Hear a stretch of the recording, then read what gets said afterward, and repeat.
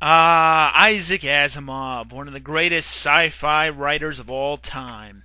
He also wrote numerous books about science fact and taught biochemistry for years. And he also dabbled in the hardcore world of drugs, sex, and rock and roll, with a bit of murder on the side. Everybody loves murder.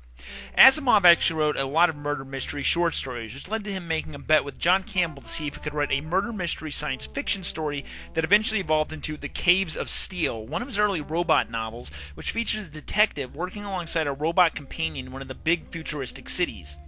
But we're not here to talk about that.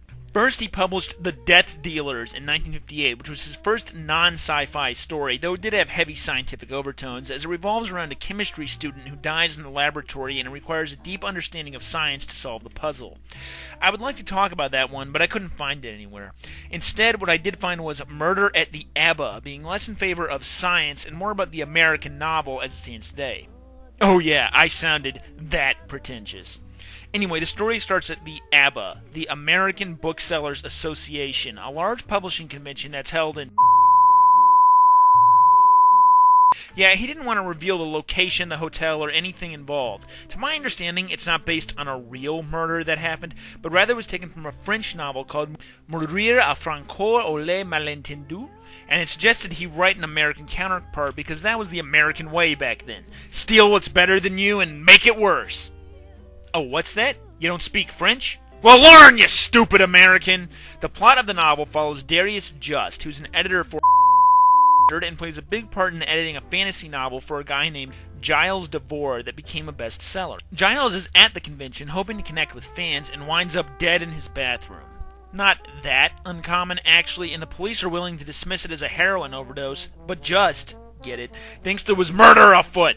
He proceeds to launch his own investigation of the murder, working around the cops and figuring it out on his own. In the end, it turns out that Giles accidentally had a pen that was filled with heroin, and he was killed because the drug dealers thought he was trying to sneak it out.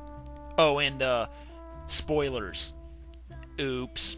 I mean, are you really going to read this book? Yeah, that's what I thought. Anyway, the most interesting part of the book is that it has a running meta-fictional gag going on. Many of the characters in the book are actual authors that Isaac Asimov knew in real life, like Carl Sagan, Douglas Fairbanks Jr., and even a brief appearance by Muhammad Ali. Rest like a butterfly and be peaceful as a bee.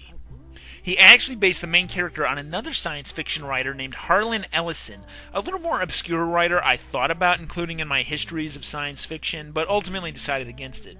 His most famous work was a short story entitled I Have No Mouth But I Must Scream, as well as the novel to A Boy and His Dog, neither of which I have read.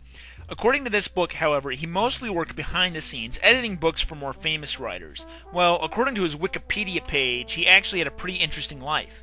Let's recount it, shall we? He was born to a Jewish family in Cleveland, Ohio, and frequently ran away from home. See, even the Jews hate the Jews. He took up a variety of odd jobs, including, but not limited to, tuna fisherman, cab driver, and hired gun for a wealthy neurotic.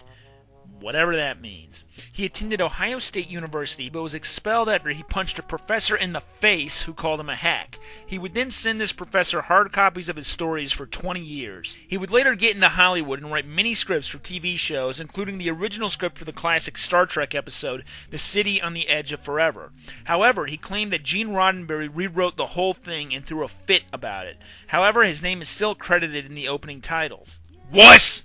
Alan Moore wouldn't do that. He marched with Martin Luther King, interviewed Frank Sinatra, and at one point got to work for Disney. He was fired on his first day after suggesting they make a porno cartoon with Disney characters. This was clearly before the internet. I mean, I'm not sure if I ever believe any of these authors' biographies of themselves. I mean, if they could come up with all this science fiction crap, it sounds like they could just make up stuff about their lives. But hey, I read this on the internet, so I know it has to be true. I could go on, but we're here to talk about Isaac Asimov. I just want to say that this really shows the heart and soul of the old science fiction writers, how they were wanderers and loners, not just fat nerds who sat in their mom's basements all day. Not that I know anyone of that description. But, despite this rather loud personality, the strangest thing about Murder at the ABBA is Asimov himself. I don't mean as the writer. He appears in the novel. As a character, it's weird and awesome. I love strange metafictional jokes like this, and this is the metafictioniest. You might want to look away for this. Now this little piggy went to... More meta than that. He not only criticizes himself, but builds himself up. I actually thought he was going to be the murderer at the end, but that was too obvious. I forget that Asimov is a pretty smart cookie and knows how to spin a yarn. Unlike some people. There's also a running gag of footnotes showing Asimov arguing with his editor about various things in the book. Like, what the hell? These are so weird, but so funny at the same time. Really, this thing doesn't even feel like an Asimov story. It's so offbeat and different from anything else I've read by him. And not just in setting. There's also a lot of sex and dirty jokes spread throughout the novel. There's a big subplot about how the murder victim liked to be spanked and treated like a baby. The main character is constantly hitting on every woman he sees. Lots of bad language scattered throughout, and the final resolution being about the grisly heroin murder circuits that are on the streets of... I wonder if Asimov was into drugs. All this is in stark contrast to everything else he's written. He was criticized at one point for not having stuff like that in his fiction, which was mostly very formal, very symbolic science fiction, like the Robot and Foundation novels, showing societies far in advance of our own.